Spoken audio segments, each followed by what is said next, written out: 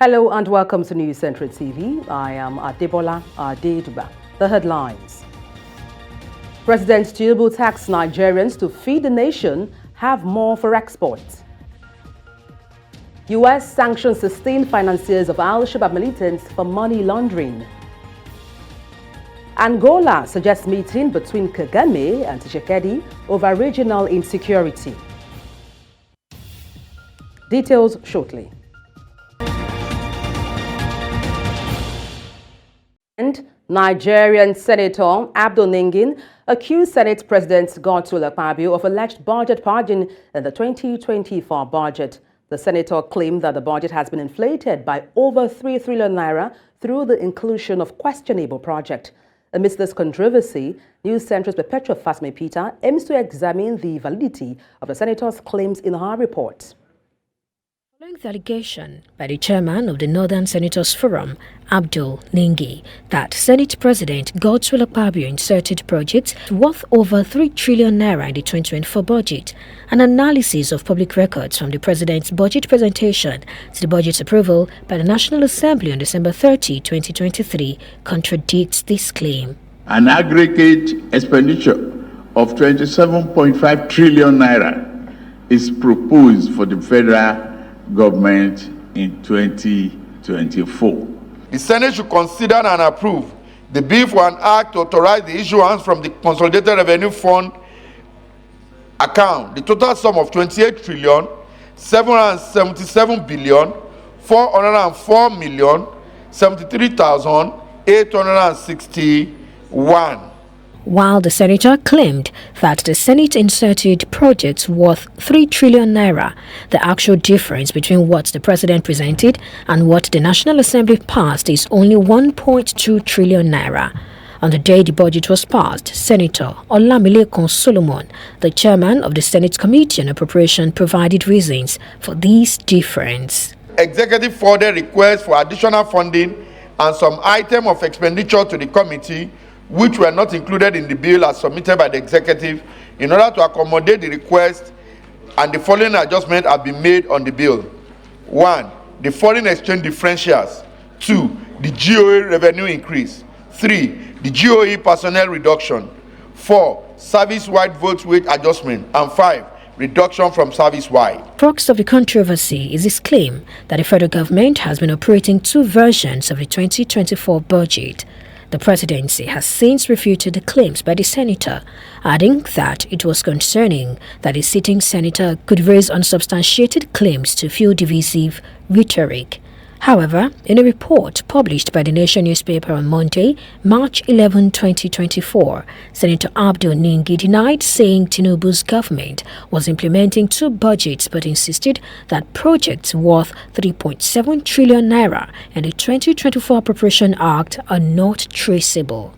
Money, project, location. But we are yet to ascertain 3 trillion of that budget. We have established the 3 trillion in the budget. We have not established its location and the place. News Central will continue to monitor this developing story, striving to shed light on a path towards a transparent and accountable budget process. In Lagos, for News Central, Perpetua Fasme Peter. Nigeria's President of the Senate, Senator Godswill Akpabio, has charged the committee members investigating the payments of 30 trillion naira ways and means secured from the Central Bank of Nigeria by the immediate past government in the last 10 years not to leave any stone unturned, as they must go after those involved. Here is a report packaged in our studio. The Nigerian Senate has inaugurated an ad hoc committee to probe the administration of former President Muhammadu Buhari over the 30 trillion naira ways and means advances from the Central Bank of Nigeria, which was approved by the 9th National Assembly. The National Assembly is probing ways and means through which the current economic hardship came to be and ascertain why citizens have been plunged into crippling deprivation. The Chairman, Senate Committee on Health. Inaugurating the committee on Monday in Abuja, President of the Senate, Godswill Akpabio, noted that unraveling the mystery behind the advances remains key in understanding the country's present predicament. As it is charged with the investigation of the ways and means of about 30 trillion, including the expenses or otherwise, utilization, success or failures of the Anchor Borrowers Program. To the members of this esteemed committee, I implore you to approach your responsibilities with the utmost sense of patriotism, professionalism, and integrity. According to Akpabio, the success of the investigative panel hinges on collaboration, cooperation, and steadfast commitment for the benefit of Nigerians. He charged the committee to leave no stone unturned in pursuit of the truth about 30 trillion naira ways and means loans advances. Let us set aside personal and partisan interests, focusing solely on the task at hand. By working harmoniously with the executive and all interest groups, we can ensure that the ways and means, so-called, and utilized in the country, even the one in the past, and if it should ever occur again, are managed prudently, efficiently, and in accordance with the laws of the nation.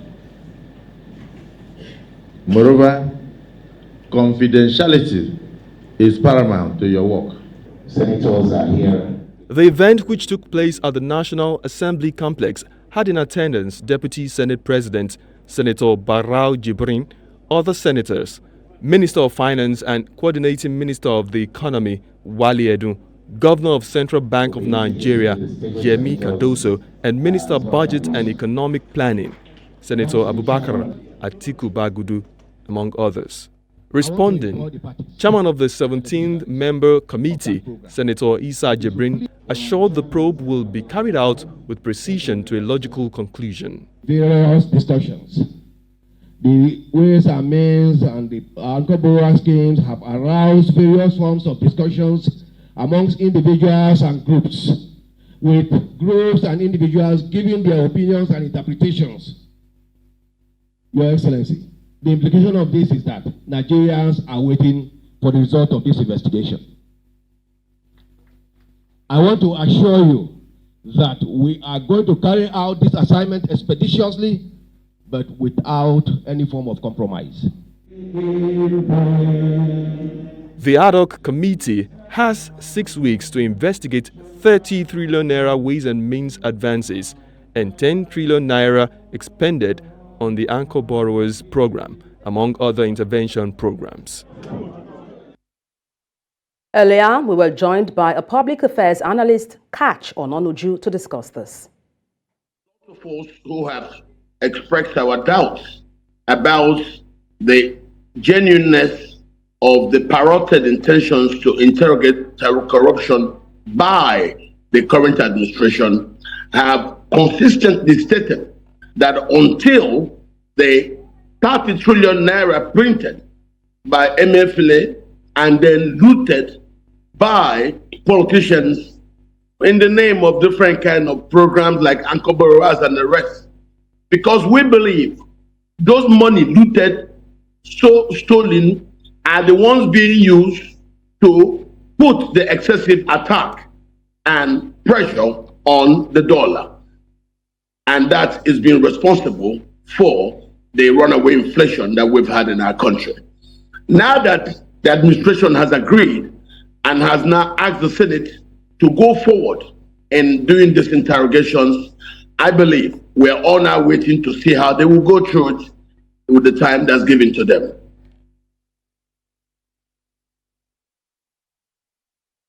Nigeria's President Bola Tinubu has flagged off the Food Security and Agricultural Mechanization Program in Niger State. He noted that his administration remains committed to ensuring food sufficiency and protecting local industry for sustainable economic growth. The project, an initiative of the Niger State government, is for the deployment of agricultural machinery and technology for large-scale agro-value chain development in the state. President Tinubu said the event represents another step in the food security and agricultural mechanization agenda. He urged sub-national governments to implement wage awards in their respective states. It's that time now for Nigeria to change the challenge and make it an economic opportunity.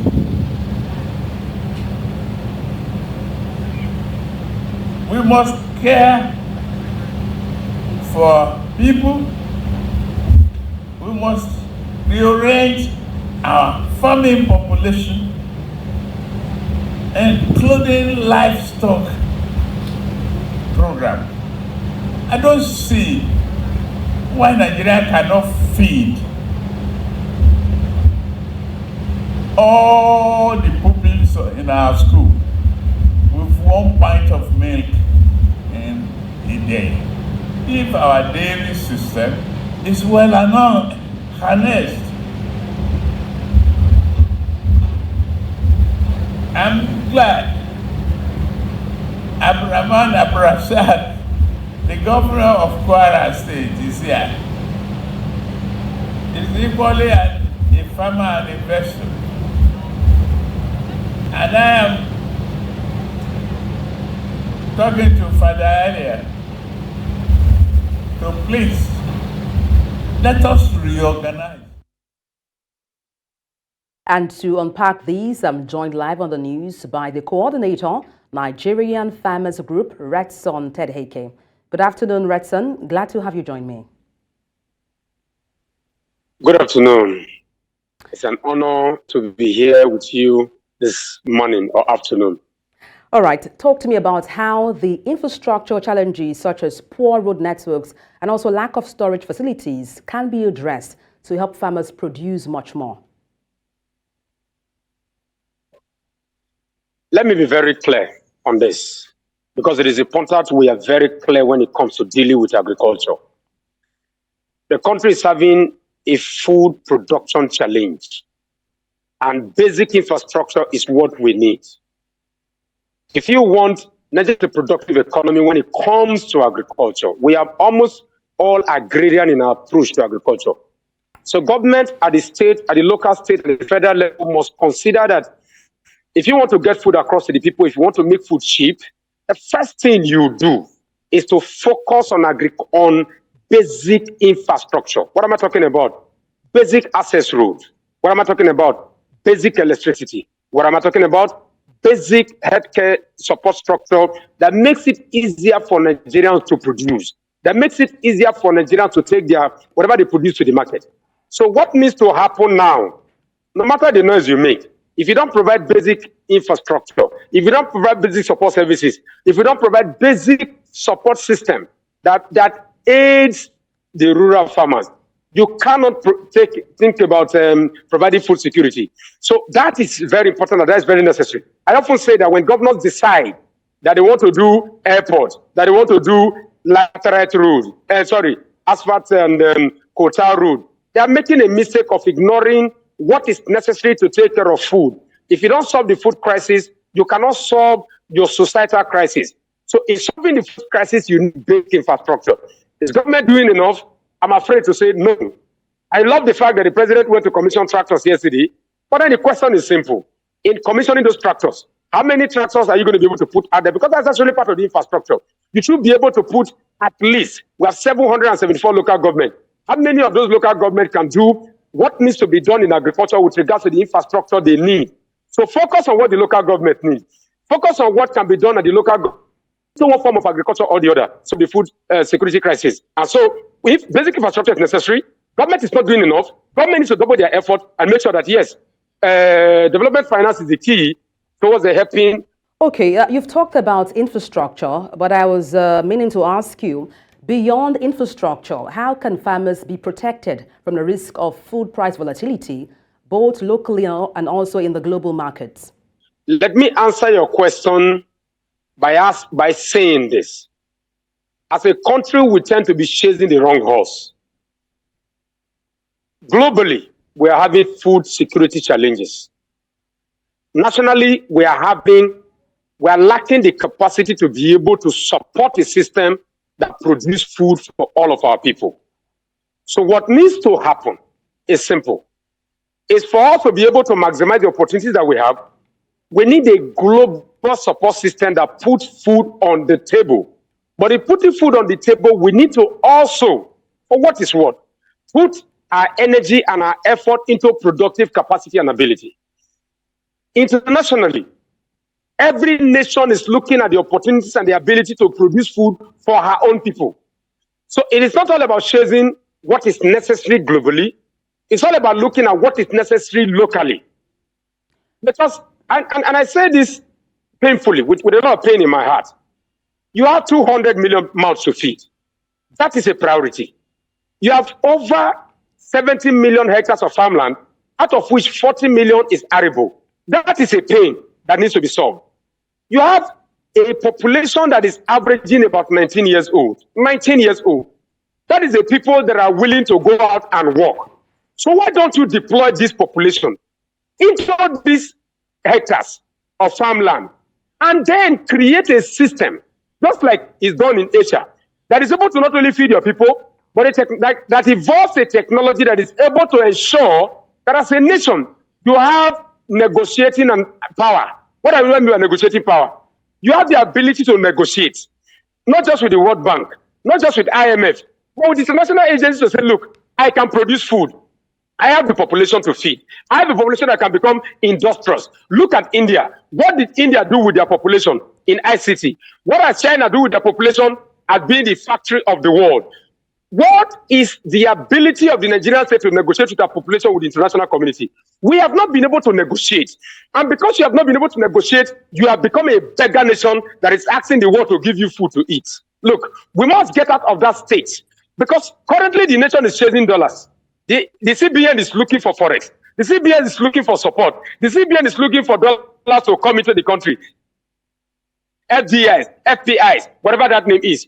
The question is, if you become locally productive and you add value to your production, the crude oil cost will be lifted off your head. Your focus then becomes, if I am able to add value from my local productivity to the food that I produce, I will add more. It is like the chocolate industry. Chocolate industry is a multi-billion-dollar industry. Cocoa industry is also a multi-billion-dollar industry. But you must be able to convert cocoa to chocolate. The same thing with sesame. The same thing with maize. The same thing with yam. So until and unless we're able to get that equation right, we will be working as slaves to produce what the world needs without adding value to our nation, to our productivity, to our capacity, and to us as a people. So until and unless we understand the psyche of global development and productivity, we will keep chasing, like I said, monetary policies that are intent to make sure we have dollars. But what are you producing? Until you solve the supply side, you cannot solve the demand side because the demand will always be there, knowing that we have become an import-dependent nation. We have always been an I'm afraid that's the most we can take on the news. Thank you so much for your insight. Redson Tedheke, Coordinator, Nigerian Farmers Group. Thank you so much for your insight. You're live with News Central TV. Let's take a short break. Stay with us. Thank you for staying tuned. Staff of the Kaduna Electricity Distribution Company have flagged off an indefinite strike after staging a protest over the unjust treatment and other pending industrial dispute with the management of the company. The aggrieved members of the National Union of Electricity Employees on Tuesday morning blocked the entrance of the headquarters of the company in the Kaduna State capital, preventing other staff and customers from gaining access to the premises. Among their demands are 6 years unremitted pension, non-payments of death benefit of the staff of the company, non-payment of exit package, unjust disengagement of 7 staff of the company in Zaria, lack of enabler to help workers perform their duties, as well as an alleged plan to sack over 1,000 workers of the company. Meanwhile, the management of Kaduna Electric emphasized the strike action embarked upon by members of the Nigerian Union of Electricity Employees is completely unjustified. The management in a statement said its commitment to employee welfare remains unwavering, and they have consistently engaged in open dialogue to address concerns. There appears to be an agreement that an increase in Nigeria's minimum wage is necessary to support low-income workers. However, Different views have emerged on what constitutes an appropriate level. While a substantial increase could further place pressure on companies and government entities already facing high operating expenses in the current economic environment, Labour representatives argue that existing minimum wage of 30,000 naira remains insufficient to reasonably provide for the basic needs of Nigerian employees. In this report, news centrist Niyo Money captures the varying proposals from organized labour as public hearings on the new minimum wage review begins. Current minimum wage is 30,000 naira per month, according to the National Minimum Wage Act of 2019. But inflation has significantly reduced real earnings. Labour unions such as the Nigerian Labour Congress and Trade Union Congress are demanding an upward revision of the minimum wage, arguing that the cost of living has increased faster than wages. After much agitation, public hearings for the Presidential National Minimum Wage Review begin across 6 geopolitical zones. It was initially 125 in 1981. It moved to 5,500 in the year 2000, later on 18,000 in 2018. Now we have 30,000 subsisting. So it can be done again, but it has to be spirit of compromise. So proposal is not the same thing as agreement. For housing, we are asking for 200,000 naira per month, which amounts to 2.4 million naira. There are concerns about the ability of employers, especially state governments, to pay a higher minimum wage, given that some still owe workers the current minimum wage.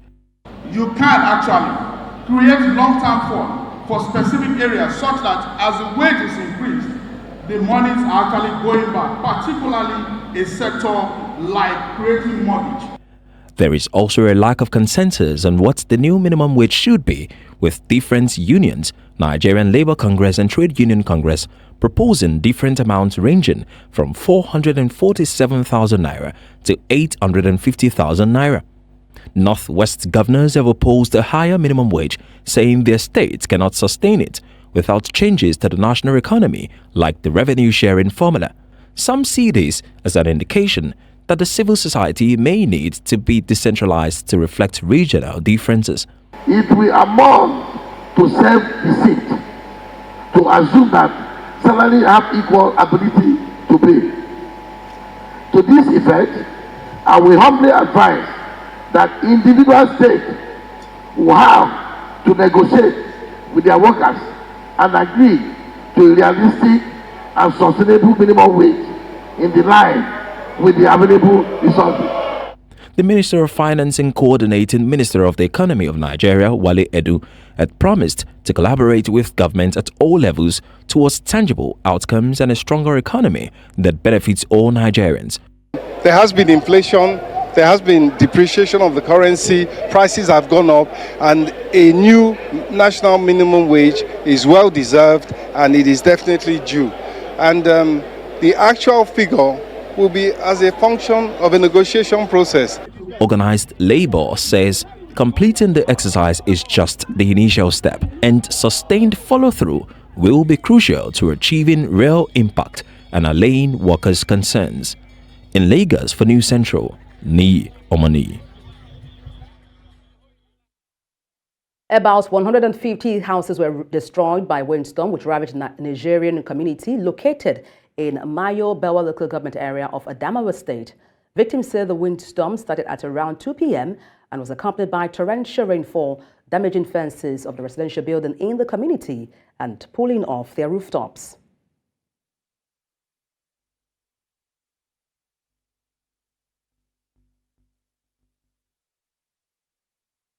Female journalists in Nigeria have been tasked to amplify their voices of fellow women and to remain committed to challenging injustice, discrimination and gender inequality, among other vices against women. And this was during a National Women's Conference in the nation's capital, Abuja, where Nigerian women were applauded for their resilience in breaking barriers in traditionally male-dominated professions. Our correspondent, Idang Joseph, has details. Women around the world in recent years have continued to break barriers and contributed significantly to the development of society. However, despite this, the path towards gender equality, ending wage gaps, discrimination and lack of representation of women in governance is still far from being achieved. To address the plight of women and ensure that every woman has the opportunity to thrive, female journalists have been tasked to be at the forefront of championing these campaigns. Our collective effort and strength lies in women uplifting women. Individual success in comparison to the transformative power of extending a helping hand to our sisters, creating avenues for their personality and prosperity as well as advancement should be encouraged. We're still marginalized when it comes to, women in parliament. We need to do more, and it has to do with each and every one of us. We need to encourage ourselves, even as women. People say, oh, women don't like each other. It's false.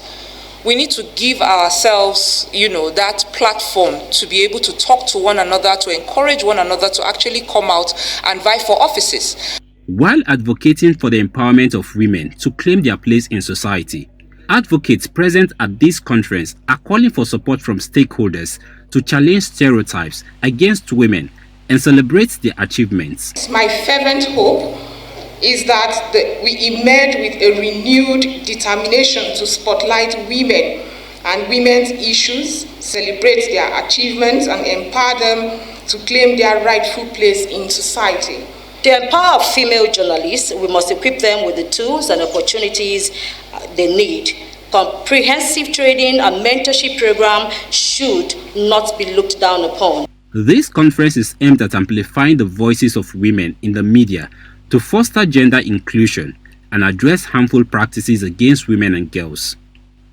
Female journalists have been tasked to lobby lawmakers from the National Assembly to pass gender-sensitive bills that will protect and promote women's rights.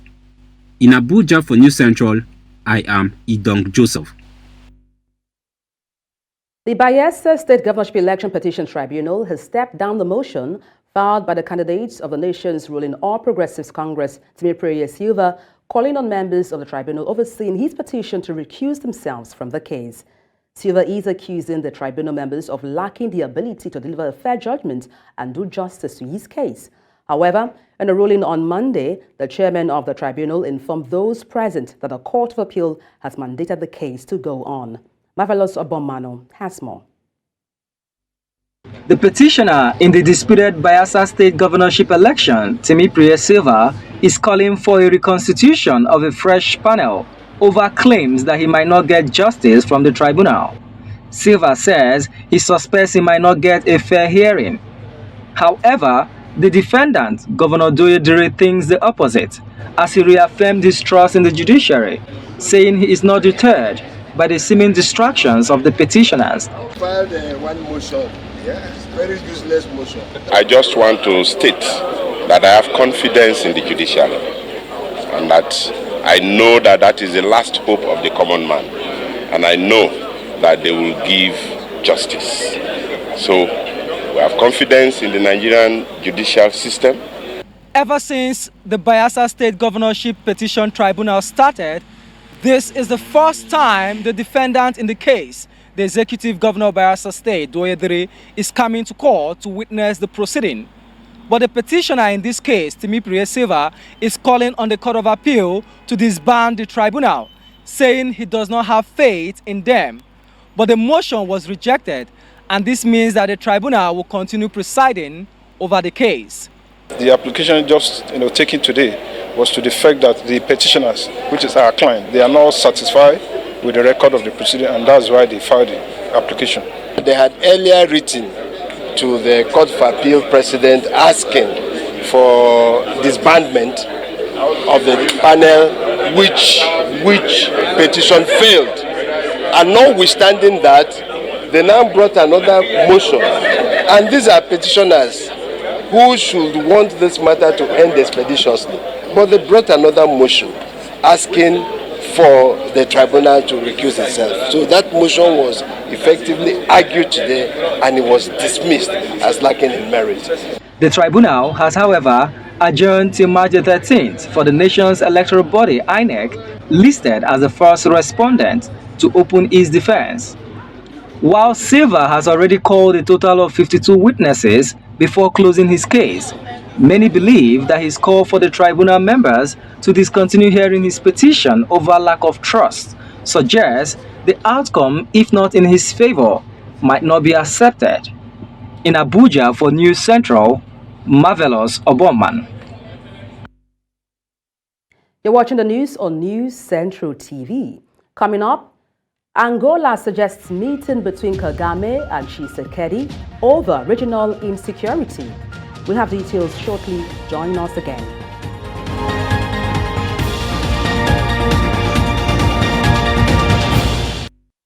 The U.S. Treasury has leveled sanctions against 16 individuals and entities across the Horn of Africa and the Middle East. They are being accused of laundering money for the Al-Shabaab Islamist militant group. The Treasury said the expansive business network was part of an international fundraising and money laundering web for the Al-Qaeda-linked group operating in Somalia and designated a terrorist organization by Washington. The targeted entities include Dubai-based fintech Halal Commodities LLC, with branches and subsidiaries in Kenya, Somalia, Uganda, and Cyprus. The leaders of the embattled neighbors Rwanda and DR Congo may be poised to meet to discuss fighting in eastern Congolese regions that Kigali has been accused of inflaming. Fighting between Tutsi M23 rebels and Congolese soldiers has forced more than 100,000 people to flee. The head of the French Anti-Terrorism Prosecutor's Office, Jean-Francois Ricard, arrived in Kigali on Monday, a month before the 30th commemorations of the genocide against the Tutsi. He says there's a need to improve cooperation with the Rwandan authorities in order to fast-track the trial of suspected genocide perpetrators living in France.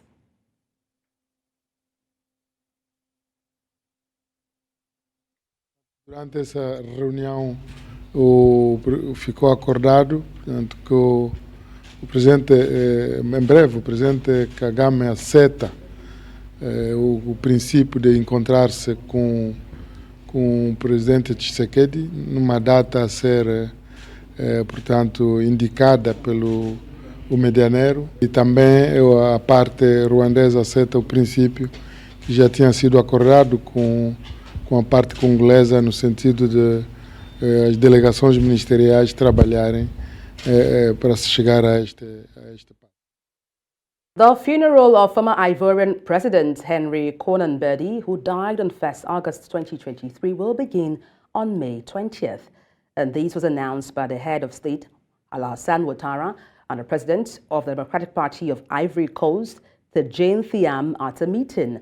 This was the first official meeting between President Ouattara and Thiam since the latest election as head of the main opposition party. Et le souhait de la famille, c'est que les obsèques commencent à partir du lundi 20 mai.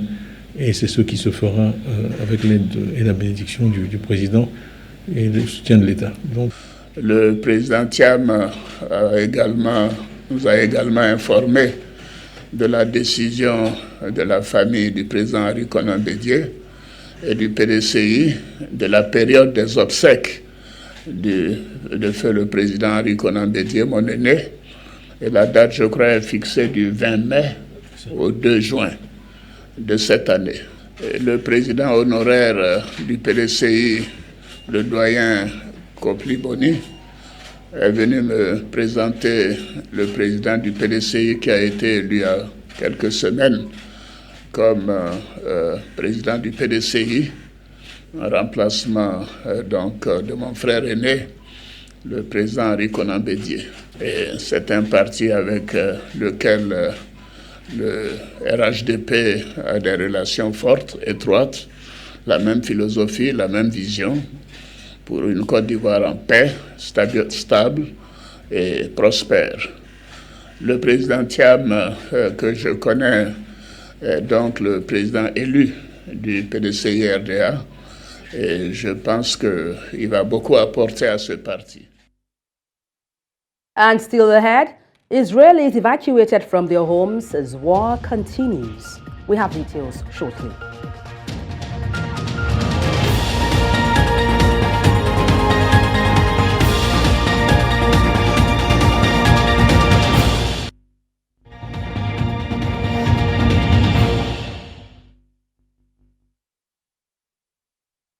About 125,000 Israelis have been evacuated so far from their homes since the start of the war.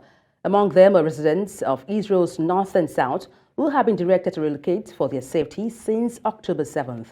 The evacuation operations are under security coercion in communities located 4 to 7 kilometers from the border and the city of Sderot. The second stage of the evacuations was also under immediate military coercion, and they included settlements within 0 to 2 kilometers in the north, the city of Kiryat Shimona, and 14 other settlements in the north. All these communities are included in the government's plans. Palestinians living in Israel are in fear of losing the right to worship at Al-Aqsa Mosque. Israel's police barred hundreds of worshippers from entering the Al-Aqsa Mosque compound in occupied eastern Jerusalem as the Muslim holy month of Ramadan began. Police denied entry to many Palestinian men for the first night of Ramadan prayers. At one gate, police charged at the crowd back and hit people with batons.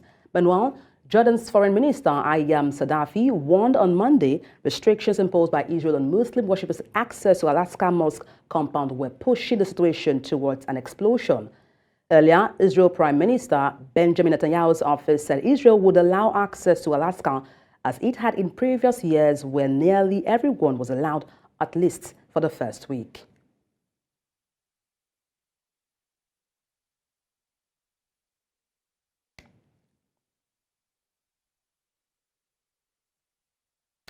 U.S. forces said they destroyed an underwater drone and nearly 20 ballistic missiles in a series of strikes against Yemen's Houthi rebels who threatened on Tuesday to step up their attacks in the Red Sea during Ramadan. The U.S. Central Command said in a statement that the strikes were carried out after the Houthi fired 2 missiles towards a Singaporean-owned Liberian-flagged merchant ship called the Pinocchio. Hours later, it added U.S. forces conducted 6 self-defense strikes, destroying an unmanned underwater vessel and 18 anti-ship missiles in the Houthi-controlled areas of Yemen. The Houthi claimed responsibility for the attack on the Pinocchio in a statement early on Tuesday, maintaining the missile strike was accurate. في القوات المسلحة اليمنية بعون الله تعالى عملية استهداف لسفينة بينوكيو الأمريكية في البحر الأحمر، وذلك بعدد من الصواريخ البحرية المناسبة، وكانت الإصابة دقيقة بفضل الله. إن القوات المسلحة اليمنية تؤكد استمرارها في منع الملاحة الإسرائيلية أو المتجهة إلى موانئ فلسطين المحتلة في البحرين الأحمر والعربي حتى وقف العدوان ورفع الحصار عن الشعب الفلسطيني في قطاع غزة. وتؤكد القوات المسلحة اليمنية أن عملياتها العسكرية سوف تتصاعد بعون الله تعالى خلال شهر رمضان، شهر الجهاد، نصرة ودعما وإسنادا للشعب الفلسطيني المظلوم. Argentine Minister of Defense Patricia Bullrich met with members of the federal forces upon their arrival in Rosario, Argentina's third most populated city, to help with the fight against drug trafficking. The city of Rosario has the worst homicide rates in the country, 22 per 100,000 inhabitants, 5 times the national average. In return, Argentina's homicide rate is one of the lowest in Latin America. Vamos a dejar que Rosario sea una tierra de narcoterroristas. Vamos a luchar todos los días con todas las fuerzas para que esto no suceda. Entiendan que estamos en un momento difícil, pero que también la vida de todos los ciudadanos la vamos a proteger con todas las fuerzas que tenemos. Es un momento difícil, pero es un momento... Barrios seguros, llegar y tomar al niño antes que entre al delito, antes que prefiera ser un delivery o un narco que va a terminar muerto y que tiene una expectativa de vida de 5 o 6 años.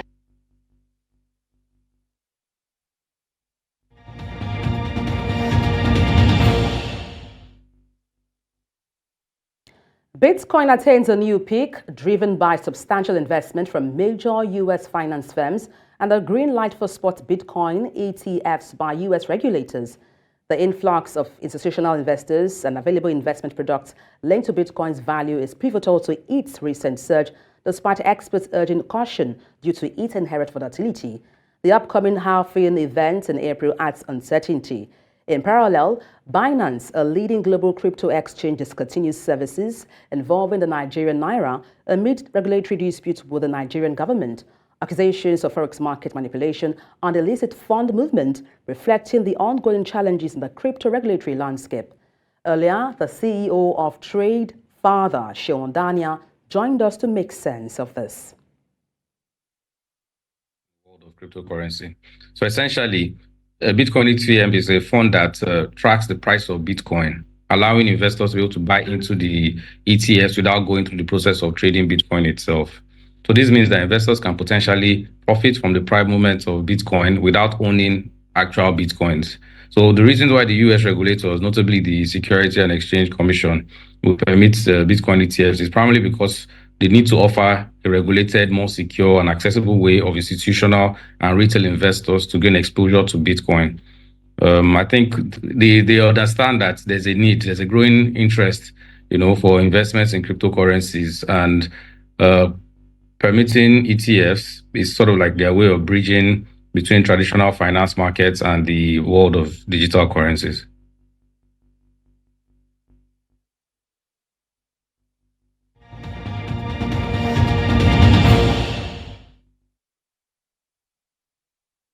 Nigerian weightlifters demonstrate their dominance on day 3 of the weightlifting competition at the ongoing African Games in Accra, Ghana, by clinching 9 gold medals. Team Nigeria have now amassed a total of 14 medals in all weight events. Earlier on day 1 of the competition, King Kalu and Favor Agboro had secured 5 medals, with Kalu winning 2 bronze medals in the men's 55 kg class and Agboro clinching 2 silver and 1 bronze in the 61 kg class. The Falconets have booked their place in the semi-final of the 2023 All-Africa Games Women's Football category after thrashing Senegal 4-0 in their second group game. Loveth Edet, Motunrayo Ezekiel, Chioma Olise and an own goal from Senegalese defender were all Nigeria needed to complete the route and move to the semi-final. Christopher Danjuma's side has started their campaign on a winning note as they defeated Morocco 2-0 last Friday. The defending champions continued similarly, crushing Senegal 4-0 to record 6 points, 6 goals from 2 games, and qualify as group winners. Nigeria's Flying Eagles beat South Sudan 1-0 in their second Group B game of the 13th African Games in Accra, Ghana. The Flying Eagles went into the game on the back of a 2-1 loss to Uganda.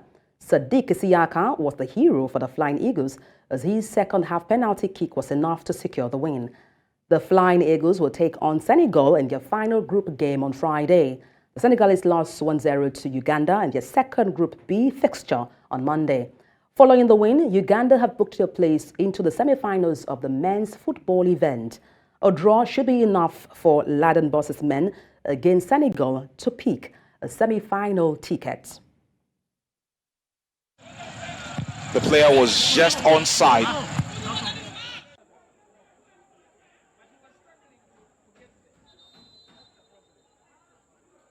And that's all on the news at this hour. But before we go, let's take a look again at some of the major stories.